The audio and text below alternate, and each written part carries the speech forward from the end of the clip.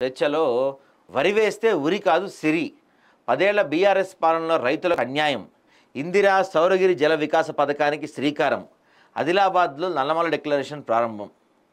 సర్కారు బడుల్లో కూడా ప్రీ ప్రైమరీ పెడుతున్నారంటండోయ్.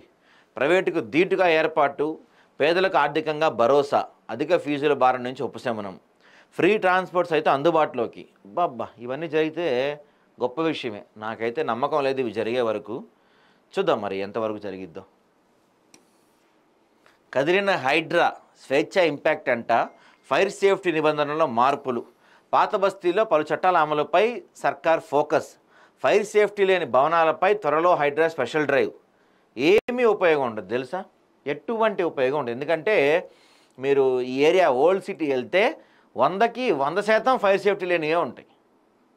100%, 100కి 90 కూడా కాదు, 100కి 100% ఫైర్ సేఫ్టీ లేనివే ఉంటాయి.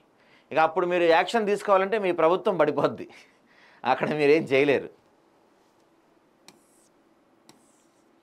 సో జిహెచ్ఎంసీలో పెయింటింగ్ స్కామ్ అంట. ఎందులో మిస్ అవుతారా మీరు? ఆ మధ్య ఈ బాత్రూమ్ కడిగే చీపుర్లు, బ్రష్లు, ఈ పినాయిల్ పైన కూడా స్కామ్ చేసిర్రు. ఇప్పుడేంది పెయింటింగ్ స్కామ్ అంట. నగరంలో ఫ్లైఓవర్ల సుందరీకరణకు ప్లాన్, అన్ని జోన్లలో ఎకో కంపెనీకే టెండర్లు, హెచ్ఎండిఏ నుంచి జిహెచ్ఎంసీకి 150 కోట్ల బదిలీ. సో మొత్తం మీద ఇందులో కూడా స్కామ్ చేశారంటే గొప్పవాళ్ళనే చెప్పుకోవాలి మనోళ్ళు. అధికారుల్లో స్పందన అంటండి, కబ్జాలను ఉపేక్షించం, లెక్క తేలుస్తాం. అబ్బో, ప్రభుత్వ భూముల కబ్జాలపై కలెక్టర్, ఎమ్మెల్యే సీరియస్. పాపం వాళ్ళ బాధ ఏంటంటే ఎవడో కబ్జా చేయకూడదు, చేస్తే గీస్తే మేమే చేయాలి కదా, మమ్మల్ని దాటి వేరే వాళ్ళు చేయటం ఏందని వాళ్ళ బాధ కావచ్చు. టార్గెట్ బీసీలు, జాగృతి కమిటీల్లోనూ వారికే పెద్దపీట, విభాగాల రాష్ట్ర కన్వీనర్లలో ఆ వర్గం వారే. మొత్తానికి అయ్యజేపీ లేపాడు, కూతురన్న బీసీలని పట్టించుకున్నట్టు కనపడుతుంది.